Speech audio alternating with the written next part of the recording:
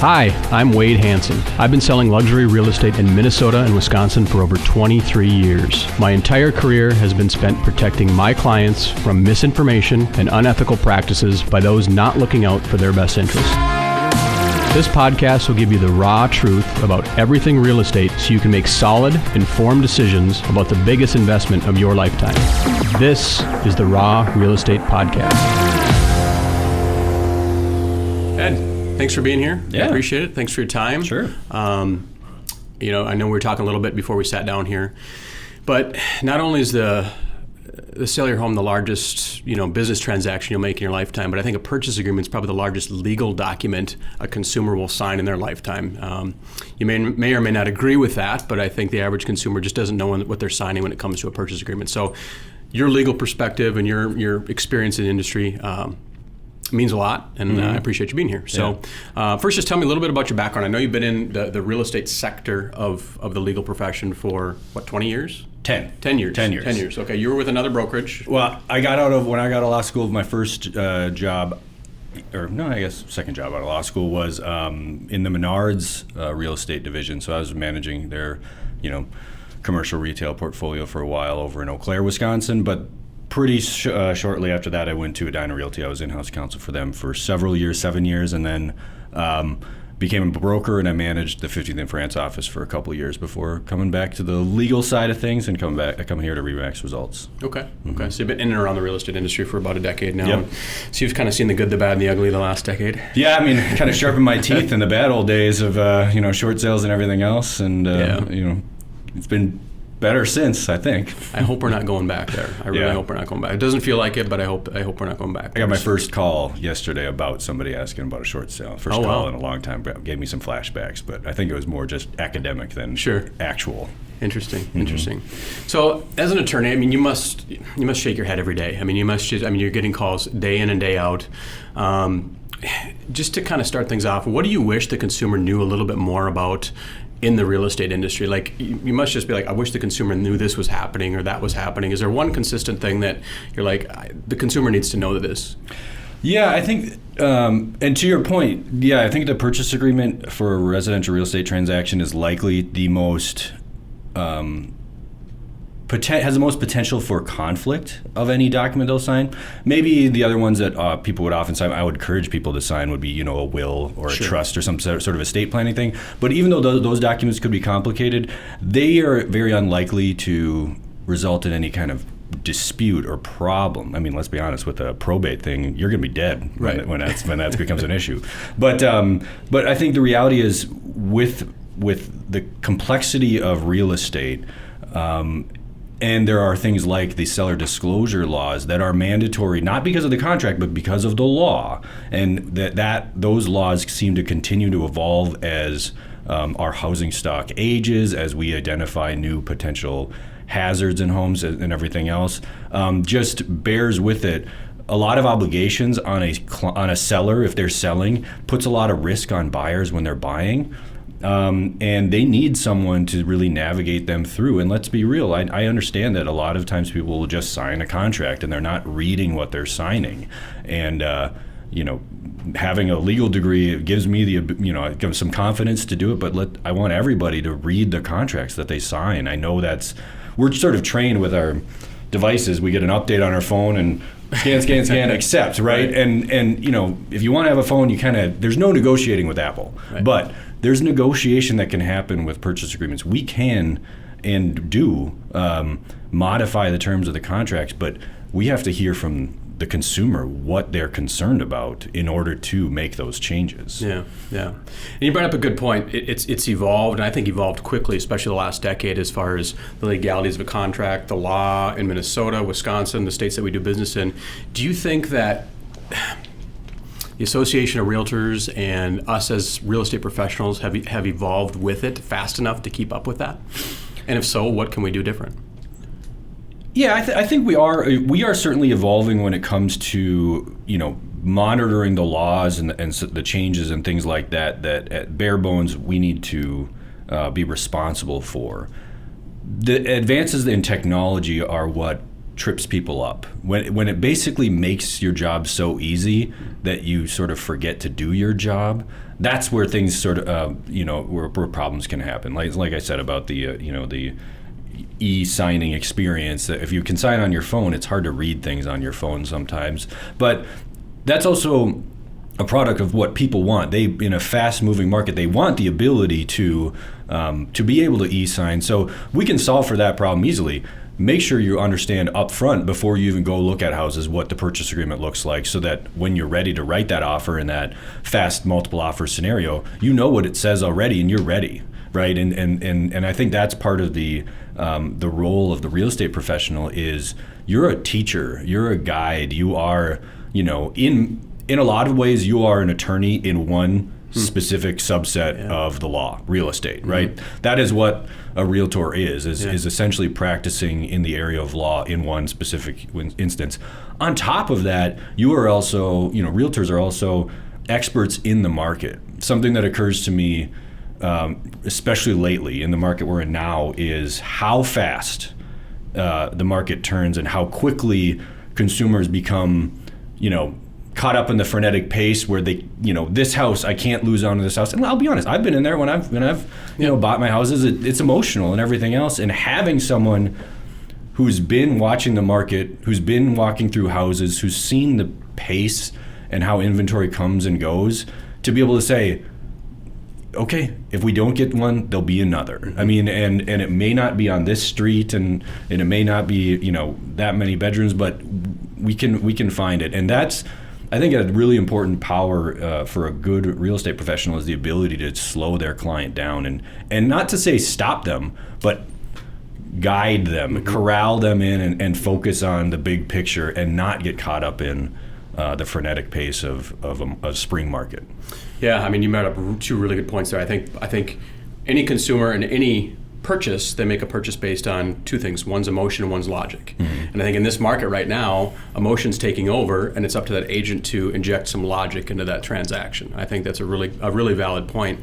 And unfortunately, I think it's the average agent has been licensed less than 5 years right now. So when you get to talking about making logical decisions and educating the consumer on the contract, I just don't think there's a lot of experience out there right now. Mm-hmm. What are some of the most common legal issues you're seeing some of the buyers and sellers get themselves into right now? I think a couple of them are have to do with either waiving contingencies or trying to get cute with contingencies. Certainly it's a strategy to waive your inspection contingency, but you're buying used housing stock. And some people use and maintain their house very well. Other people, they ride that really hard, and it might not be in a great shape. And do you marry someone after one date or two dates? I mean, if you go into a house one showing for 20, 30 minutes, and then you're just locked in and say, yep, I'm ready to do this. I mean, do you go meet the family? Do you go, That's a good analogy. It truly is like having that inspection contingency gives you more time to really vet that this is the right fit for you, because it's such a huge purchase. And in reality, if you do one showing and then you show up at the final walkthrough, that's it, right? And then you're buying that house, and the pictures on the internet and the disclosures, and they give you some element of that, but it's such an important purchase. And there are alternatives to waiving the inspection. You can still craft a purchase agreement to be very compelling without completely disregarding that option. Yeah. And the same is true for things like the financing contingency and other things like that, where, yes, of course, a cash offer is always going to be the most appealing. But, realtors have a lot of strategies to do other things to make that offer compelling. Lots of earnest money, for example, can help to reassure a seller to make your offer stand out. And I think we're just going to continue to see good realtors be even more creative to try to win in these multiple offers, because we still have appraisal issues, and there's only a certain amount of people who can just buy straight cash, and so people, many people will still need to get financing, and there will be opportunities to be creative, to tug on the heartstrings or at least grab some intrigue from that seller and have your offer get looked at. Yeah. And sometimes creativity can lead to bad things. Sure. Yeah. Right? I mean, I'm sure you've seen it. Agents try to get creative and they try to play attorney and they try to put legal language in a contract above and beyond what the Minnesota Association of Realtors have in their standard contracts. And the creativity just turns into sometimes a bad thing, right? So we have to be careful, I think, in our industry not to get overly creative and overly legal when it comes to that. So having someone like yourself it is huge for me to have that support, to have that background, to help construct the language so that it doesn't put our buyers or sellers in a bad position, right? Right. So. Yeah. And I think I said tug on the heartstrings, and now I kind of regret that because I think that's immediately going to get people to say about that, the "I love your house" letter, right? And that is a little bit legally problematic, and as a practice, I don't know how effective it is, but I know our buyers out there want to write that letter. I get it. It's part of that emotional pull, and you want to play every card that you can to try to get your offer accepted. But the reality is, under things like the Fair Housing Act and everything else, sellers shouldn't be making decisions based upon the family that has 2 kids and a dog. And what a lot of realtors do, and you can tell me what you do, but the reality is a lot of realtors on the listing side won't present that letter until maybe after the offer has been accepted, like, oh, by the way, these are the people that are buying your house, after they already took it. So it sort of becomes, I think, I want to say a wasted effort, but that type of energy and effort I don't think is as productive as keeping things and making things custom and creative within the actual contract, not something outside of it. Totally agree.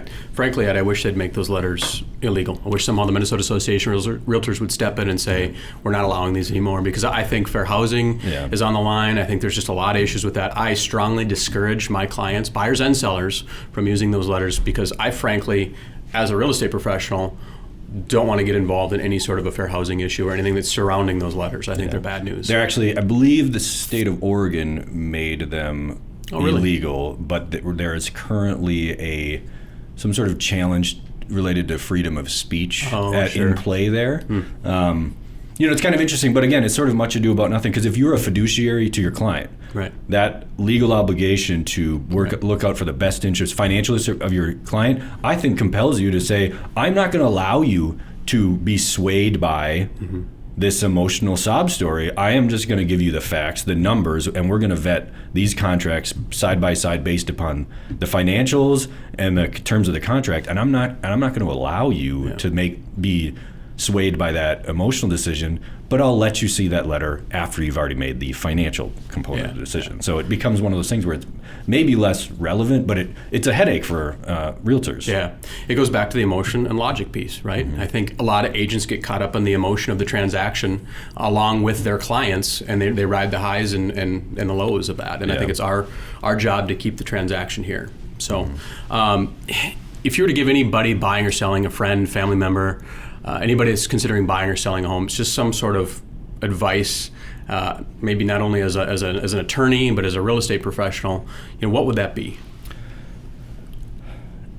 I think the thing that I like to give people a lot of advance warning on, because it's just not intuitive to everybody. We're a consumer-based culture. We're accustomed to having, a lot of options, a lot of choices, and a lot of convenience when it comes to buying goods. I mean, anything we buy, from a car to toothpaste, we have lots of options, a lot of places we can go, and it's on our schedule. Right. And real estate is the exact opposite. There's only a certain amount of stock. It's all different. It's only in one place, and you can't move it. So you have to, you can love a house, but you might not love the street.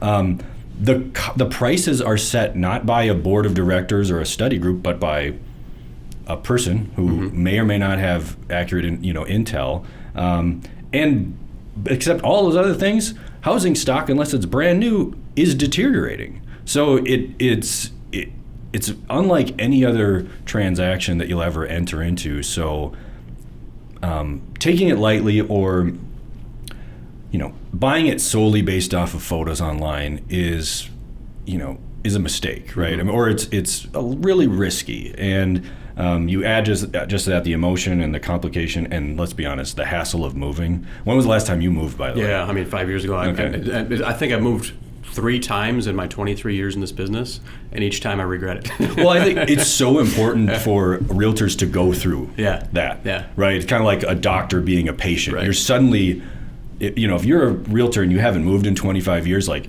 you've forgotten. Kind of like, mothers who sort of forget about childbirth, right? I mean, it's just like you remember the good parts, but it is such a complicated and emotional and stressful time that's part of that emotion piece that even the most level-headed people get caught up into, because living out of boxes and putting everything away is such a hassle. Yeah.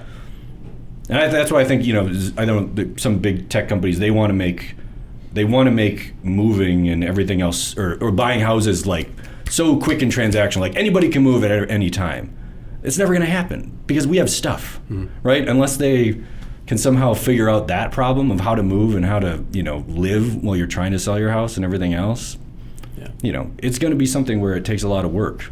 It does, yeah. And I shouldn't say I regret it. I just know how I'm reminded every time I move of how hard it is, how complicated it is, and how important it is to lean on the professionals in the industry to guide you through that process. So, how do you see an agent's role as fast as this real estate business is changing? At one time, everybody was scared that Zillow was going to take over, and it's going to be this click and buy and put your house in a cart and purchase it. And I'm still kind of old school when it comes to, I think people do business with people they trust and like. But how do you see an agent's role changing, evolving over the next 5 years in this industry?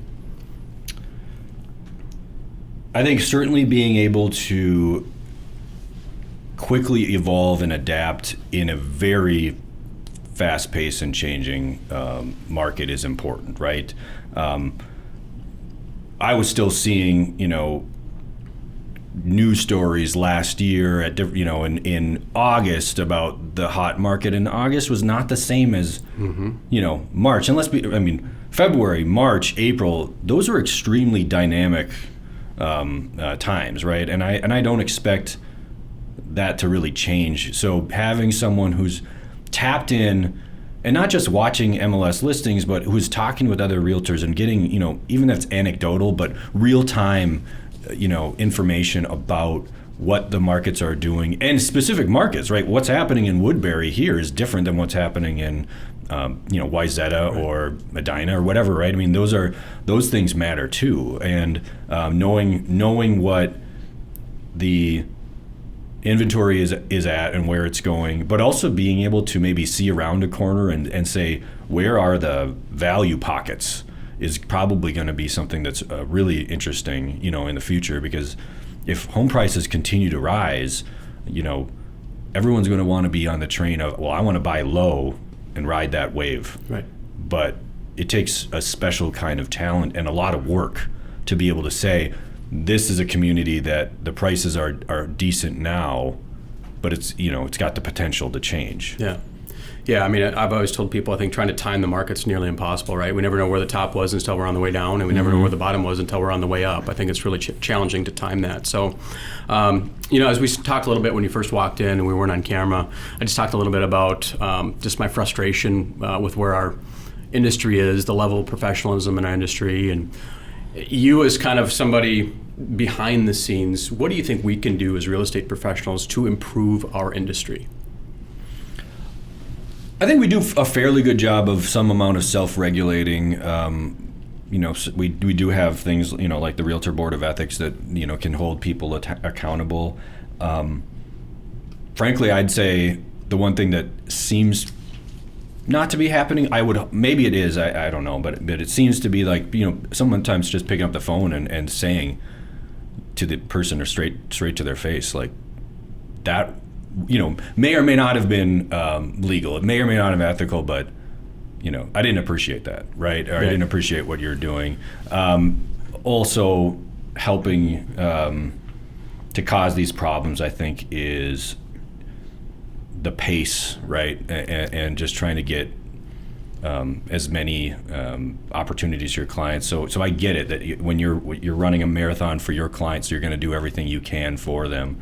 But A big component then is just education for the agents to understand what they're doing and what the contracts say, because a lot of things that some land on my desk from time to time seem to be fueled entirely by ignorance. A transaction that's completely gone sideways where all I have to do is point to the line in the contract, say, this is your answer.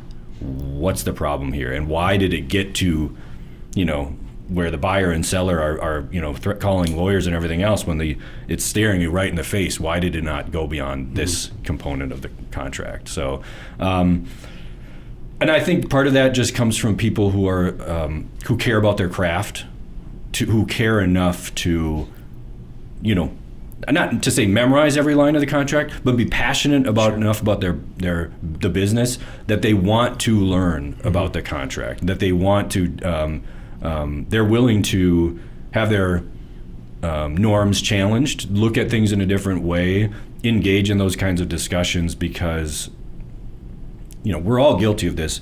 We learn something one way, and then the contract evolves over the 10 years, and you still have that mindset of how it used to be, and then you suddenly realize one day as you're looking at it, well, where is that sentence that I always thought was there? And part of that just requires us as realtors to read the contract every once in a while. I know that's not anyone's favorite thing to do on a Friday night, but let's be real, it says what it says, not what you think it says. And so being dedicated enough to your profession to say, I live and breathe these forms every day, maybe I had to, spend a second and go through that. But there's also lots of, training opportunities and things where, that continuing ed component is important as well.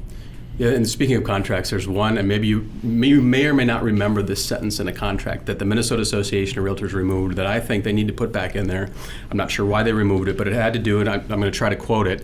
It said, sellers shall have all mechanicals, heating, cooling systems to be in working condition at the time of closing. Yep, the warranty section. Yep, it has been deleted from the contract. So basically, as a seller, if the furnace goes out the day before closing, there's nothing that obligates me to have that furnace fixed or replaced prior to closing.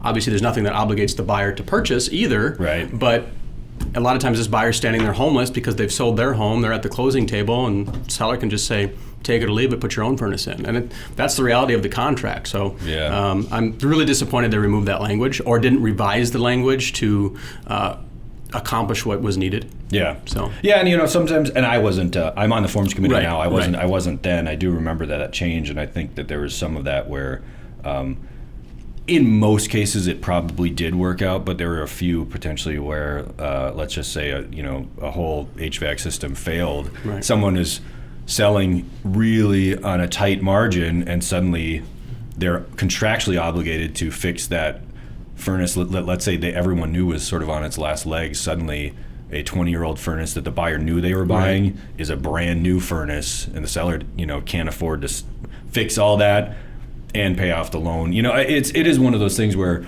the forms themselves are designed to try to be a middle ground, to keep the two parties within a relative sense of balance of each other. They're not designed they try to avoid being designed just to favor one over the other. Right. But yeah, there was consequence to removing that language, no doubt about it. And it removed some amount of finality, because for every seller that I would empathize in those situations when they suddenly have a big bill that they got to pay, we're talking about now buyers who at the very last minute are homeless because they already sold their other house, and where do they go, right? I mean, it is certainly an imperfect solution to a difficult problem. Yeah.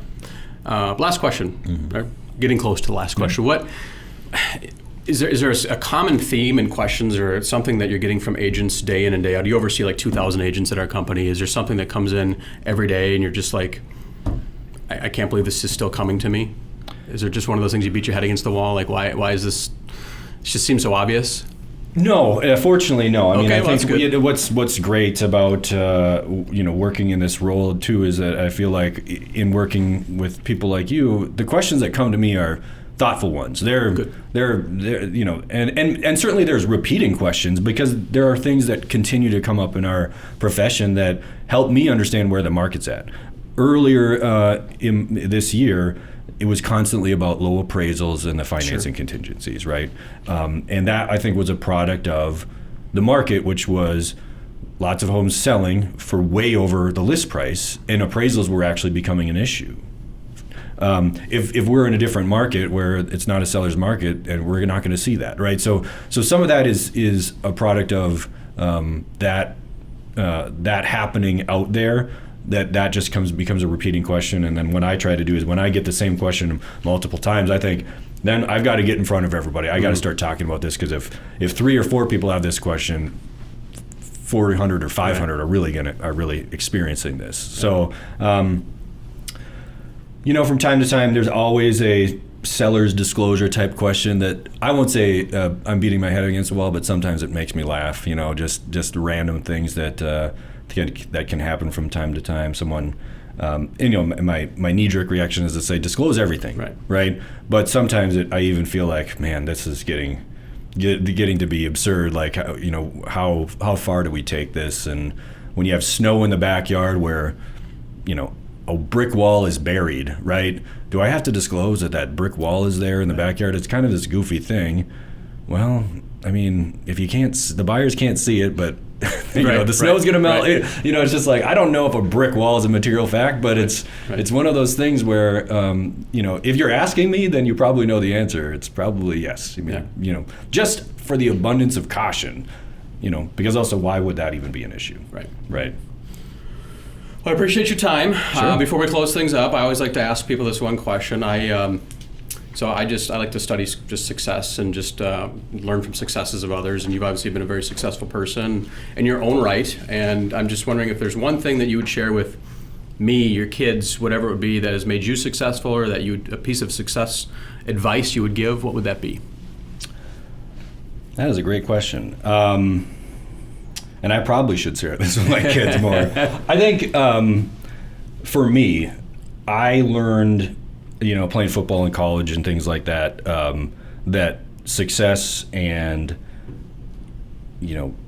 is built upon daily activity. It's building basically a brick wall, one brick at a time. And as long as you get up every single day, and in football terms, it was hitting the gym and doing those things and doing your studies. But I took that with me to law school, and it was just, I go in, I put my head down, I get my work done, and I could have a life outside of law school. I had to work and had a family and everything else, because it was just about that daily commitment. And if you put in the effort every single day, you see the results. You don't have to cram.